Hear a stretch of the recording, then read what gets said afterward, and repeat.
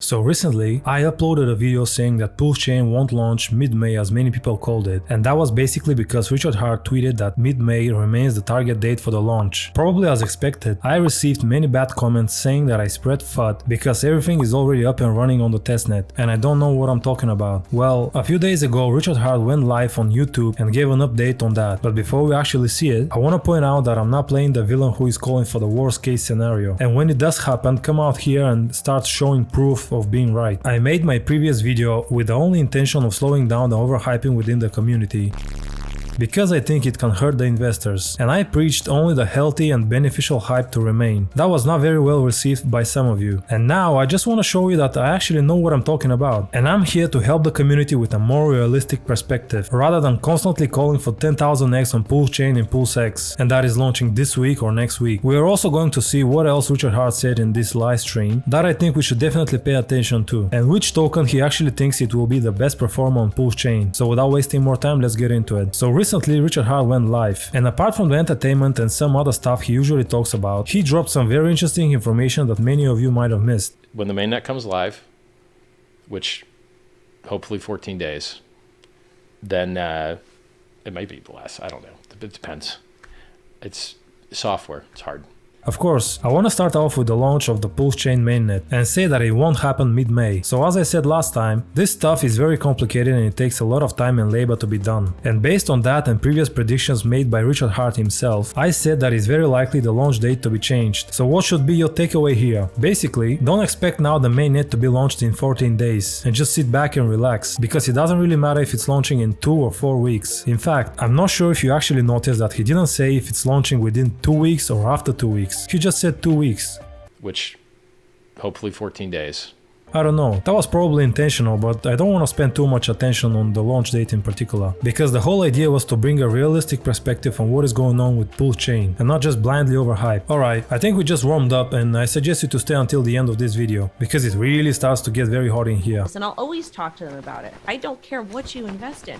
You need to. So the first thing I want to point out for those of you who like to stake their coins is that we have a confirmation that there is no minimum requirement to stake PulseChain and start earning PLS tokens. What's the minimum requirement to stake and start earning PulseChain? And the ticker for that is PLS, correct? Yeah, there's no minimum. Okay. So even if you hold a small amount of coins, you'll be able to stake them and earn rewards. It's good that it's been confirmed though. However, he said something very interesting about the other projects that benefit the ecosystem. I'm a coins that I invented maximalist, and people are building on top of my products, and they are building cool stuff. There are layer 2 things on Hex which are cool that I don't talk about, but they're actually cool. So somebody like sold fractions in a maxed out gigantic Hex stake so that you could still have liquidity and like trade it, but still be having a giant long stake. Cool idea, right? You know, another guy gave away a free token to people for how long they stake. So he's giving you an incentive to stake. Cool idea, right? Like these are two things which add value to the ecosystem. But because they have tickers tied to them, even though they're cool, if people find out about it on their own, fine.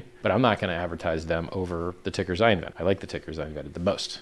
He mainly talks about Hedron here and why he avoids talking about it. He doesn't even want to say the names of these projects. Probably because if they fail, he doesn't want to be associated with them. But at least we know his opinion that they provide value to the ecosystem and he appreciates them. After that, he said something that I'm not sure if he actually speculated or have evidence for, because he said he's 100% sure. Let's hear what that is. Now here's what's interesting about Pulse. Ivan on Tech, sacrifice for Pulse. Rand Neuer, sacrifice for Pulse. BitBoy, sacrifice for Pulse. I think everybody sacrificed for Pulse. I'm talking Crypto Face, everybody. The Moon Carl. I know 100% that these guys sacrifice for Pulse, which means it's going to be in their bag, which means they might talk about it.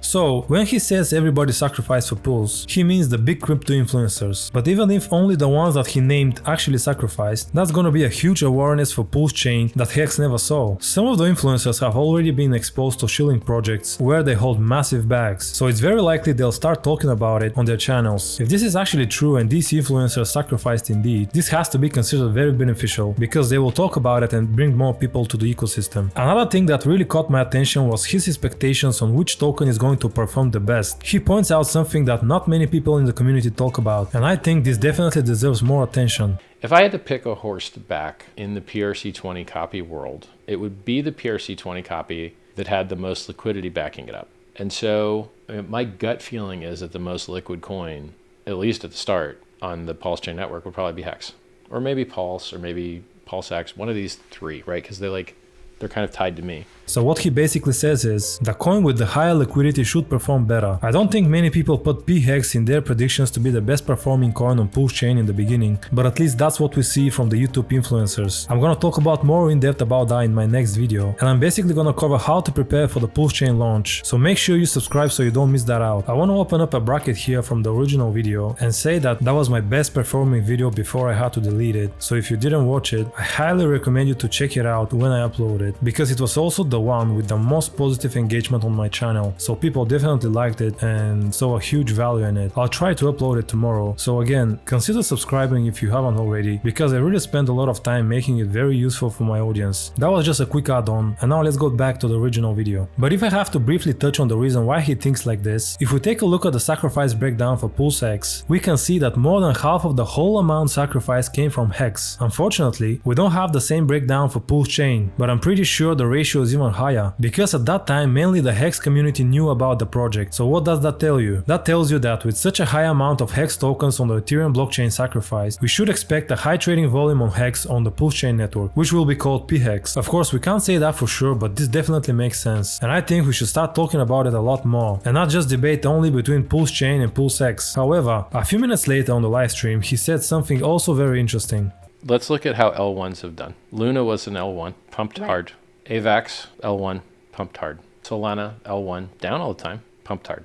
So basically, it's really hard to predict which token is going to perform better, but a possible scenario could be that PHEX gets the highest return in the short term, but eventually PulseChain will outperform it and be the largest coin by market cap on the ecosystem. Again, this is just what Richard Hart thinks will play out and not what will happen for sure. And just a side note here, as he mentioned Luna among the rest of the layer ones, I think that this should be a good reminder for everyone out there who is going all in on crypto without considering the downside risk. My advice has always been to have a bullish plan and a bearish plan, because pullbacks of 80 to 90% in crypto are very common, even for projects like Bitcoin and Ethereum. So he buys the top, just like Michael Saylor bought the top, just like the NFT guys bought the top. They don't understand that these are market cycles, and I believe in the 85% dip. It happens, and I've been through many of them, and people just don't think they're possible. So please be careful, everyone out there, and don't underestimate when I or someone else tells you to invest only what you can afford to lose. Of course, I want to highlight that this is not FUD by any means, and I'm not telling anyone to invest or not. I'm just asking you to have a proper risk management in this asset class, because things are not all fun and games, and you can lose all your life savings quicker than you ever expected. And guys, this is where the original video ends, but I want to give you a quick update, because many things changed since I made this video. I'll try to make it not too long, but I definitely want to say some things, because this stuff is not a joke, and some people lost millions of dollars literally in a few days. Some people lost their lives, some people lost their minds, and so on. You can easily call in the comments that I just talk BS and scare people for no reason, but these are usually the people who haven't been rug pulled yet or went through any bear market before. Terra Luna already launched their Luna 2.0, and many people aped in and tried to make probably their money back by trading, or maybe investing in long term in hope that this new fork will see the same prices eventually. Listen, I should say that this is a very dangerous game, and I suggest everyone to stay away from this. I saw some people made crazy money trading this coin, and these kinds of stories can be very enticing to hop in and try your luck. I can tell you that literally 5 to 10% of the people made money trading this, most of them lose. And if you are not a very experienced day trader, which I highly doubt most of you are, I don't recommend you to ape in with the intention to make some very quickly 2-3x and exit your position, because a lot of money is going in and out right now, and even though it's very possible you can do that, you'll be surprised how often the price will go down from where you bought. Of course, if you want to put some small amount that you can afford to lose, like $100 or $200, just in case the coin happens to recover eventually, and you make very juicy gains if it goes back to its previous all-time high of around $100. But bear in mind that when I talk about Terra Luna, you should really think of it as I'm talking about the whole crypto market right now, and especially the altcoins. No matter if we talk about Ethereum or BNB or Hex or any other altcoin that you might have probably in your portfolio and you like and support. Now it's not the time to buy any altcoins. Any. I know the prices look like they are on a huge discount, but you'll be surprised how low they can go. They can go really low, even at this point. And everyone who is saying that Hex is a great buy at this price, they will basically tell you the same thing when the price dips down sub 2 cents. So why would you do that? The market conditions suggest that the prices will keep going lower, and DCAing is not what you should be doing right now. I can tell you that cash is king at the moment, and try to stack as much as you can during this phase, because the bottom is not near at all. Of course, this doesn't mean you should sell all your Hex now and buy it back again at lower price. I wouldn't suggest you to do that if you already invested in Hex, because I always say that it's a good strategy to have some exposure to the market if the sentiment reverses bullish out of nowhere. But remember that nothing is guaranteed and no one knows what exactly is going to happen. I don't have a crystal ball, but